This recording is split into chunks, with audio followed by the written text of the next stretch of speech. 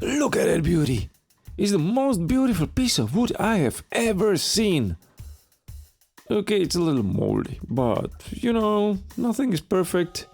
I'm still going to make a beautiful vase, or not. This is my first video, you know, so I thought, okay, let's show people some brutal debacle. I mean, what's better than watching someone else fail, right? Of course, the best part is when I can hit something with a hammer. And I often ask myself, how do the workers do it so they never hit themselves with a hammer? Ow! Time to close the curtains and start spinning.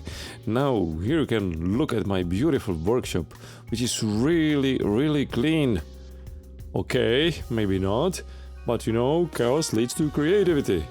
And I'm also lazy. Now take the last look at the beautiful mold. It's gonna be no more. Task number 1. Round it up without getting murdered. And things really didn't go that well, so I thought like, okay, most probable reason, I suck. Second probable reason, the chisel is dull. I'm an optimist, so I was hoping, yeah, that is the one, so time to sharpen. As you can see, this sharpening station is exactly the same kind of mess as the rest of my workshop, so since there is no reason for creativity here, I have to admit, okay, I'm a lazy person. Time to try again, and as you can see, it got much better. So, good news, it wasn't just my hands. And here I was being hit by hundreds of pieces of wood per second. That's my kind of fun. Hey, maybe a masochist. Next step, making a tenon so I can turn it around. Here's one of my inventions. It lets me measure the right tenon or recess size quickly and easily. Now if you want to 3D print it, there's a link below. So far so good. Time to turn it around. And something just wasn't right. Why didn't it fit? Come on! Yeah, it's the little piece of wood in the middle. The problem is, it's end grain, so I can either saw it off or I can use this guy. And this guy makes me feel like a god, because it cuts the wood like butter. And it also makes me think, what would happen if it would slip out of my hand and touched, say, my leg or my penis. Oh god, I'm never going to use this again. But my penis survived and it worked now, so let's just forget about all that, okay? So the next step is still the same step as before, rounding it up. It's a maple root, man. It's awesome, just look at that. The problem is you cannot really get a root these days, because everyone is just destroying it with those big drills that destroyed everything underground. I haven't done many vases before, but recently I really started to like it. I mean, there are so many possibilities when it comes to the shape. Before I was only making bowls, but you know, bowls are just, you know, bowls, they are kind of the same. I mean, you can change this or that, but at the end, it's kind of the same thing. But here with vases, yeah, so many things I can do. But this time I went for probably the most common shape, like ever. And I mean, look at it. What does it remind you? And since you are asking so nicely, I'm going to tell you what it reminds me. A woman, obviously. That's why I like it so much, probably. And now I probably spent a lot of time trying to make it kind of perfect. And it's fun, don't get me wrong, but it just sucks to suck so much. But one day I'm gonna be good. I'm gonna be the best of the best.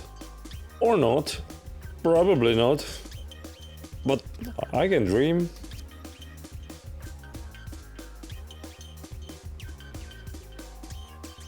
It may look fast since I sped it up so much, but this is 100% and as you can see, it takes a lot of time.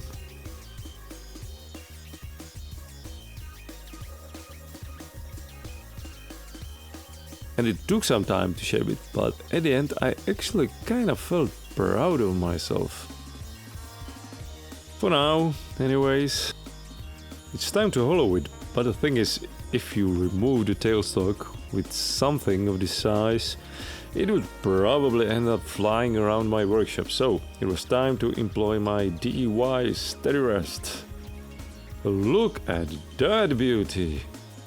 Okay, maybe it's not beautiful, but it's mine, you know? Spins nicely. Time to drill some hole. A really, really big hole. It took 6 minutes to drill it.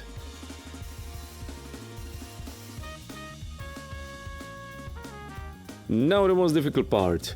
Sticking my chisels inside the hole and hoping it wouldn't blow up. And here comes the time for the big tools. I mean, look at that. And yeah, it really is that big. Most turners are actually using specialized tools for his hollowing, with ramps which hold the tools and stuff. But I mean, where's the fun in that? I can make the same thing in less time, with better finish, and most of all, with more fun. I mean, okay, you need to be cautious when doing this, but it can be done. If you don't see anything inside the ways, well, guess what? Me neither. The thing is, when you are doing this without all the lasers and stuff some people are using, you just have to kind of sense it. And isn't that fun? I was turning blind, man. Like a Jedi. I'm a Jedi Master. And this is Neshika Tool Rest, the best tool rest for turning vases in the world. Patent pending. It's sold exclusively at www.toolsforrealwoodturners.com. Do not miss the biggest sale of the century, where you can buy this for only $1,000. The action will go on forever. What is it for anyways, you ask? Well, because I need to support my ball gauge really deep inside the vase. Otherwise it would start, jiggling around and jumping and eventually probably destroying the vase. And I kept trying to look inside, and nope, there's nothing to see. Time to restart my Jedi powers. And finally the bottom. It's probably impossible to do that with a ball gauge, so I have a specialized tool for it. It's called one-way termite. And of course I have it with a really long shaft and really long handle, so I can get inside these big vases. And it's a really great tool. The only problem is it gets cluttered with shavings all the time. And it can also catch. Bam! Yeah, oops. Seems like this may be too much even for a termite. So yeah, I'm a pussy and I used a giant garbage scraper. Because I was scared, A few final nitpicks and, well, I called it good. Now, look at that! I told you it's gonna be beautiful. It's a beautiful vase from Maplewood. But it's not over yet. Next step is drying. And it is dried and cracked. And no, this is not really the big debacle. That one is yet to come. Step 724. Sanding. The most annoying part of the whole process. A certain wise wood turner once said, "Take sanding as meditation." And I'm trying, man, but I just can't do this anymore. Anyways, I'm going to keep this without speeding up so you can enjoy every second of this beautiful process. I'm kidding, come on! I'm going to speed it up like crazy.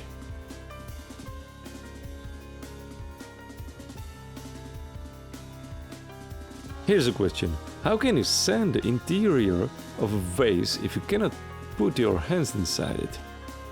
And does it even make sense to sand it? I mean, nobody's ever going to put their hands inside it. This is just never ends, man. Finally. Now the best part. Finishing.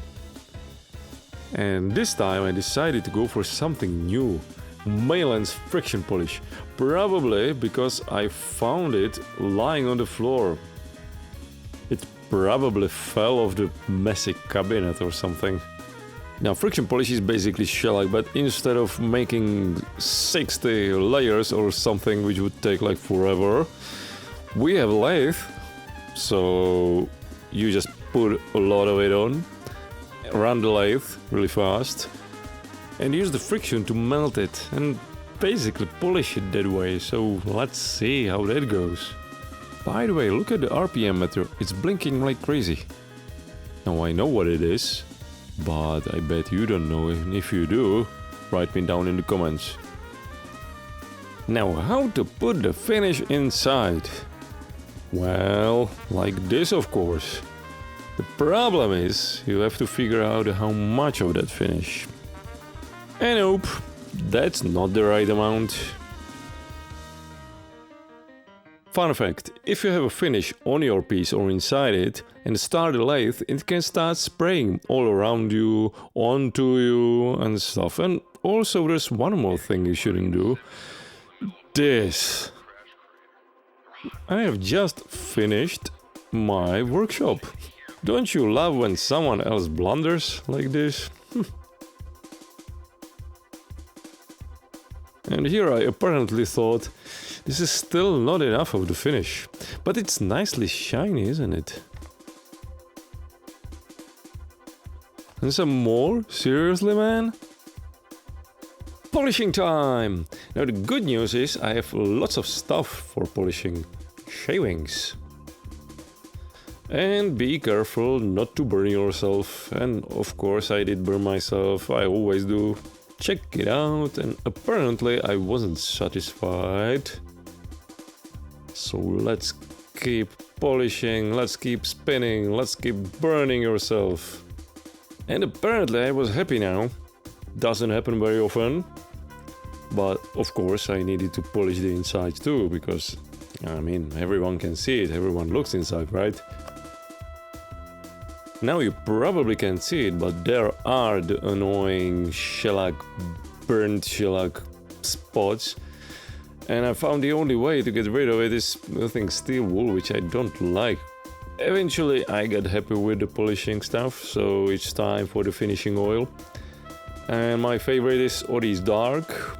And I still really don't know what the difference is between Odie's Dark and normal Odie's, because Odie's Dark is so easy to use. The viscosity is really nice and creamy, but normal Odie's is like a glue. It's really... Hell yeah! Do you see that? It's the best vase in the world, and I'm the best wood turner in the world. Just let me take these few seconds, okay? Because really soon I'm going to discover I'm really not the best wood turner in the world. And there is some hefty amount of shellac inside, with shavings. Shellac is a glue, so I should have obviously removed the shavings. Well, now I know. And now the final step, removing the tenon from the bottom. And it's exactly where things didn't really go according to the plan. So which dildo should I put inside? I like the small dildo, you know. Removing a tenon from a vase is more like removing a vase from a tunnel. So first you have to cut it off, but you have to make it concave. Otherwise it wouldn't stand flat on the table. And the second thing, you kinda have to cut it cleanly, because otherwise the tear out can be so massive that there's pretty much no way to improve it. A few wiggles and it's off. Now, did I do good? Trust me, a little sanding makes everything perfect. Or not. You see how it's wiggling? Definitely not flat. So here's the first stupid idea I had. I decided to use a planer. And I did that with bowls several times with success. But sometimes the bowl can, fly away in really high speed. And also it's a different orientation. This is end grain. It cannot work. It only makes things worse. So as I was looking at the mess I made with desperation, I remembered I'm an inventor, and recently I have started to invent Vase finisher! a jig that would allow me to remove the tenons from the vases using a miter saw. What could go wrong? Well, look at the first test. It didn't exactly go according to the plan. Nearly blew my head off, to be exact. But I'm persistent, I'm going to try again and again and again until I succeed. Like any successful inventor. So let's see about attempt number 2. You would be surprised how difficult it is to come up with a jig that would hold a vase. I mean, any vase. And there are so many different shapes. Anyway, I made a lot of improvement since the first time I used the jig. But apparently, this time I also decided to just hold it with my hand. Yeah, stupid, I know. Showtime! Now guess what is going to happen? I was scared, obviously, and that's for a good reason. And 3, 2, 1, bang! Would you believe that this was actually much more pleasant than the first time? I mean, it didn't fly away. Why? Why? Well, in reality I was using much worse words, but they are not allowed here, so why we'll have to do. Anyways, first task. Remove the vase from the miter saw. Turns out to be kind of a challenging issue. It did cross my mind that I could try to run the miter saw again and let it bang the vase off. Fortunately, I managed to remove it by force before I decided to go that road. That's why I'm able to make this video. I'm still alive, And so, now what?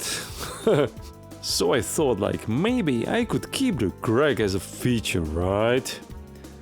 Fortunately, I was lucky and there was enough space in the bottom so I could remove it almost entirely. But how to hold it? And I thought just against the chuck. I mean, I don't really care about the bottom. It's going to be removed anyways. So let's try again. This time, please Neshika, make it concave. There's really nothing more to cut off after this. And now I thought, okay, I should probably improve the finish a little bit, but it's really, really difficult to get inside there. There's just no space whatsoever. Okay, that didn't work, so I thought, okay, maybe a small bowl gouge. Now this cut is even more dangerous than before. Well, almost there, but there are still some remnants of the beautiful miter saw cut. Unfortunately, the only way to remove it at this point is by sanding it off. Because we all love sanding so much, right?